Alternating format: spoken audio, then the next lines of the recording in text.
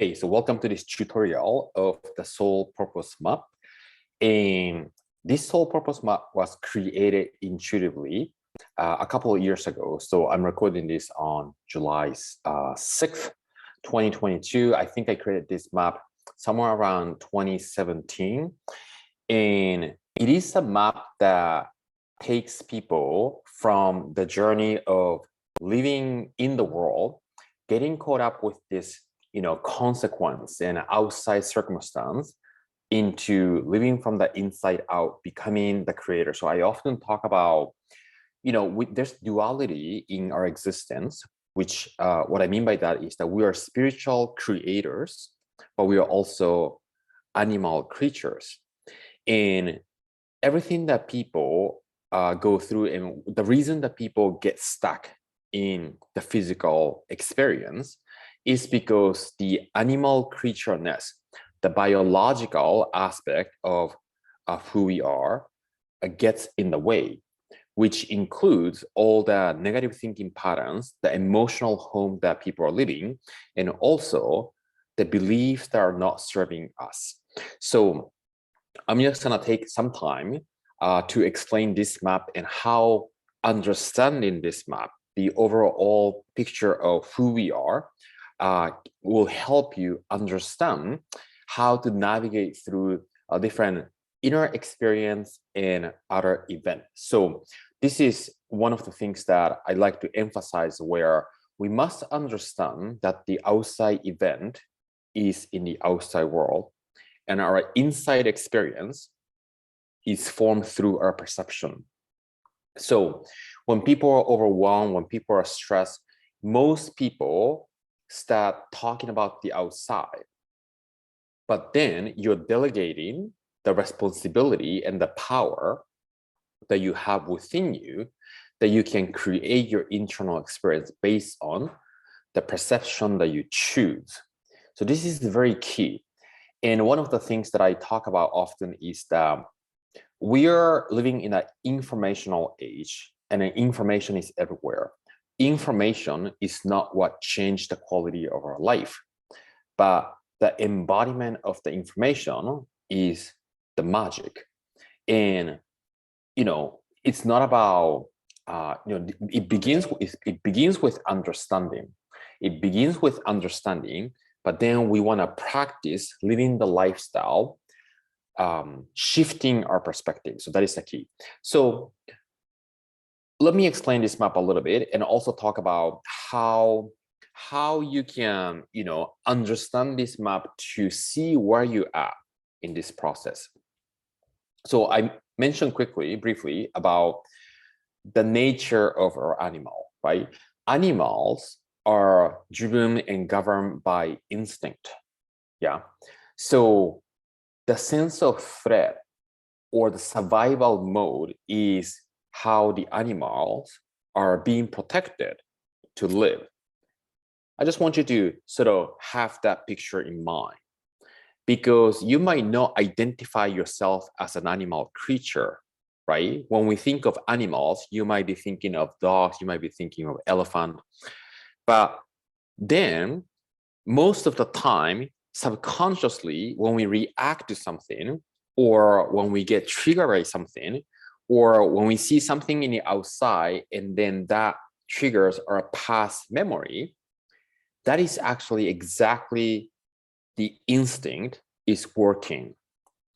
So the survival mechanism that we have is embedded in our biology. And when that starts controlling us and override the awareness, the presence, the ability to observe, the ability to shift our internal state and respond, which is a deeper part of us that comes from the spiritual essence, because you can only become aware of your awareness when you have your awareness expanded. Otherwise, you start living in the bubble of the mind, your thinking and your feeling and emotion that you're accustomed to, and you start identify yourself as that. So many people are trapped in their habitual way of operating, which is one of the two fundamental challenges that people have. People are trapped into their habitual familiar state. So they have a certain image about themselves. They have a certain feeling about themselves. So that's called concept of self or self-image or worthiness or self-esteem. And that is connected with the belief system and the worldview that we're living. So you have a certain way of looking at the world. You might see the world as a fearful place. You might see the world as a loving place, or combination of the two. You might see, yourself in relationship to the world, and then you see yourself in a certain lens. You might see yourself as a powerful person who can impact the world. You might see yourself as a shy person who are not able to express yourself fully. That is connected with how you see the world and then how you see you. Yeah, that's a little bit of background. So the two fundamental challenges that people face is habit and fear. And when I say habit, I'm not talking about, you might have some specific habit of drinking coffee every day, or going to the gym every day in the morning, or you might have a habit of having a glass of wine every night, or you might have a habit or lifestyle of meditating. I'm not talking about that sort of specific habit. I'm talking about the familiar mode that you're in. You might be generally a happy person. You might be somebody who gets triggered by a certain things all the time. The habitual state of being is a part of your identity, your familiar state. So that is an autopilot. That's running as an autopilot. And fear is the fear itself is a biological gift. But staying in fear comes from lack of awareness.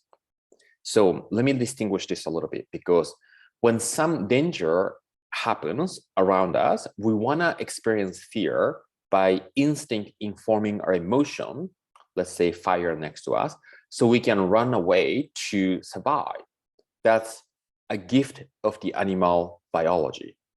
But staying in that fear, worrying about something, worrying about the future, worrying about things that does not exist in the physical world, imagining, using the imagination against us, is not utilizing the gift of biology, but being owned by the autonomic nervous system that is wired in our biology, and not us owning it. Let me say that again, because that's really important. Both habitual state of being that runs us in an autopilot manner, that keeps us in a familiar state, and the continuous fear that we recreate, not that instinctual momentarily fear that is a gift in us, but the continuous way of staying there by worrying about the worst case scenario, all those tendency, both of those fear and habit are governed by the autonomic nervous system that creates automatically. That's why many people are trapped there, because it's beneath the surface of our conscious awareness. And then when we start letting that control our life, which I see most people are in this red zone, because people are in a state of subconscious fear and people are in a state of subconscious habitual way of operating, then life becomes survival.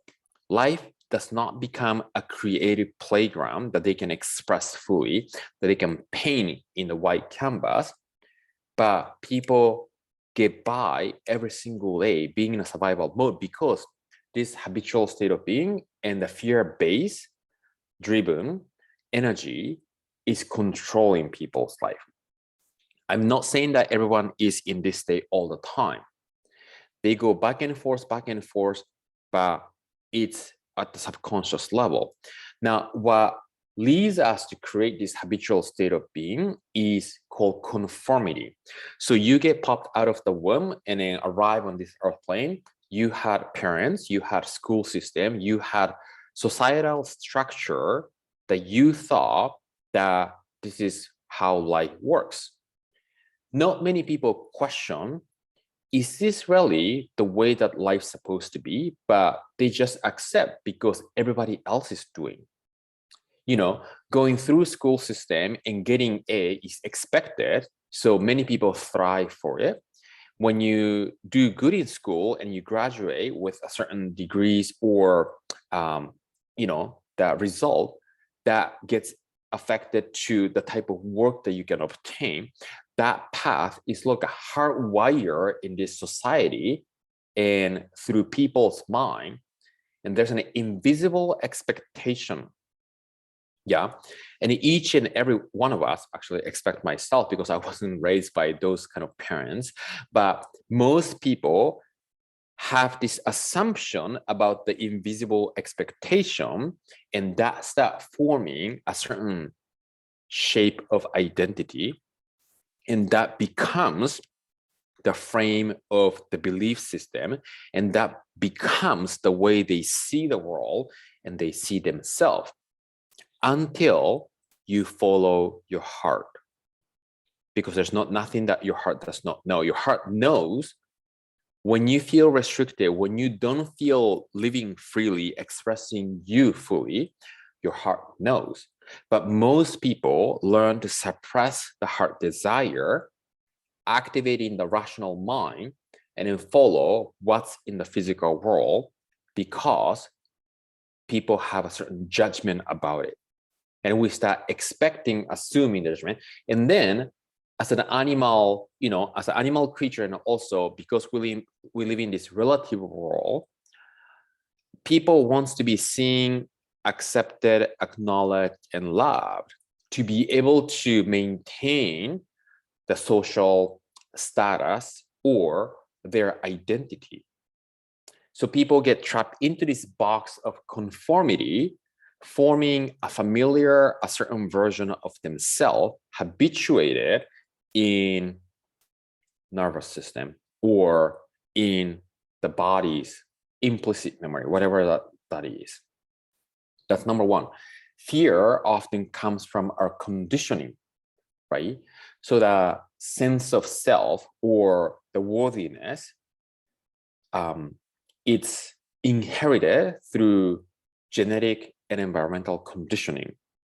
I cannot change the height. I cannot change the ethnicity of being Asian Japanese, but psychological traits has infinite potential. That's the mind. And most of our conditioning are fear-based. Many of the conditionings are fear-based. So it limits us to create a certain memory and a feeling inside of us that becomes the root of our existence. So fear and habits are both governed by autonomic nervous system, and it's driving many people's identity. So when you are living in this red zone, your life feels like you're surviving instead of creatively expressing. And then your life feels like you're reacting to the consequence. And then it feels like you're doing the same thing over and over without feeling the sense of expansion. So in order to move away from this energy, what we want to begin initiating is to connect with the sense of purpose, because the sense of purpose is the sense of expansion. It's the feeling that you're here for something.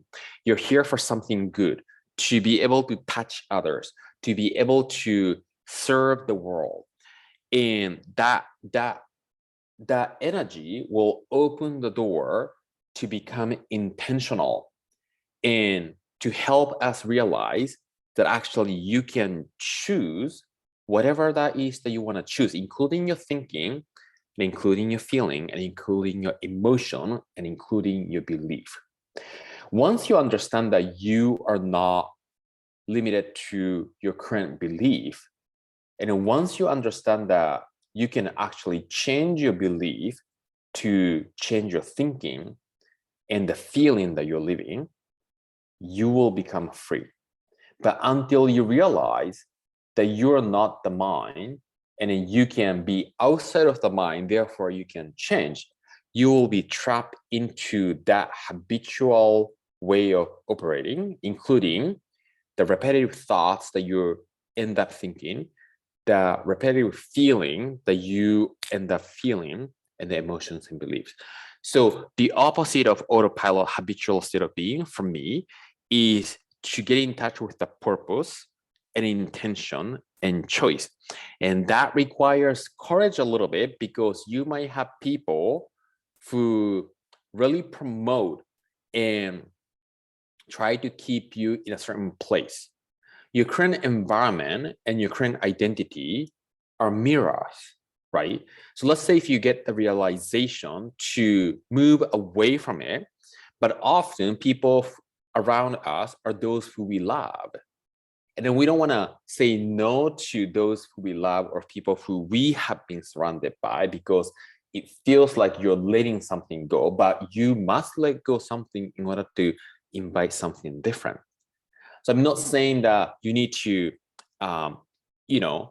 quit the relationship with your family or to continue, but you might need to consider creating some distance to be able to fulfill your purpose. If your current environment is not going to take you there and you have a feeling about it. So that is the transition, right? The whole energy in your being needs to shift from operating as habitual state into really connecting with purposeful energy with intention and choice. Now, let's talk about the other challenge, problem, fear. Fear comes from a lack of understanding and lack of awareness. So when we begin understanding that we are a spiritual being, gifted with the intellectual mind to be able to think thoughts and feel emotion, and we're gifted with the body, we can objectify our thinking and objectify our feeling or emotion that you might be identifying yourself as you. Many people talk about trauma and past wound, and they assume that it's them. It is not you. It's a false story that was created based on the perception. And the idea of self, who you think you are and who you feel about you, is a continuous dynamic fluid state that you can be whoever you want to become. So actually that's that is the self, the concept of self, which I call 4D, because that you can create that in your mind, is this horizontal arrow. You choose to become whoever you want to become. But this vertical arrow is actually the arrow that takes you to 5D, the spiritual dimension. The opposite of fear is faith. Something happens in the outside, what we call contrast or negative situation, you're fine. Because if you truly feel is the key though, not understand. If you truly feel that God's spirit is inside of you, and you are an individuation of that spirit that was given the soul medium, because soul is an inlet and an outlet, gifted the mind and the body to play in this physical world, something happening in the outside that momentarily gives you a sense of fear will not put you in a continuous contracted place, because you know that that will pass. If you stay in the frequency of faith. Faith is a feeling. Faith is a feeling that you are one with God. Faith is a feeling that spirit lives within you. Faith is a feeling that the infinite power is the root and the bottom line of who you are. So when you start connecting with that essence of who you are, a lot of things that many people are feeling fearful or worry about becomes very, very small. And then you are able to let go of all those, to be able to surrender into your presence, the deepest presence, which is the totality of the universe that is without and within. This is not an intellectual thing. It is the feeling that you can expand into a being. And you and I have a body, and the individual body has separation. So this kind of faith and the connection, oneness with God, is not something that we can comprehend in the logical mind, because logical mind is gonna wants to use the five senses to determine where is it or what it is exactly. But the presence of God within is something that you can experience beyond your five senses.